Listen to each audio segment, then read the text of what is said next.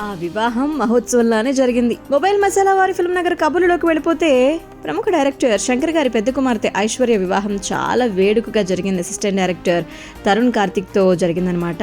అయితే ఈ వివాహ వేడుకలో రెండు కుటుంబాలకు సంబంధించినటువంటి వారితో పాటుగా సినీ ప్రముఖులు చాలా మంది సందడి చేశారు. కమల్ హాసన్ గారు, రజనీకాంత్ గారు, నయనతార విఘ్నేష్ దంపతులు, సూర్య, కార్తీక్, నరేష్ ఇలా ఎందరో అనమాట నూతన వధూవరుల్ని ఆశీర్వదించారు. దీనికి సంబంధించినటువంటి ఫొటోస్ అన్ని కూడా నెట్ వైరల్ గా మారిపోయే కొత్త జంటకు నెటిజన్స్ చాలా మంది విషెస్ ని అందించడం జరిగిందనమాట.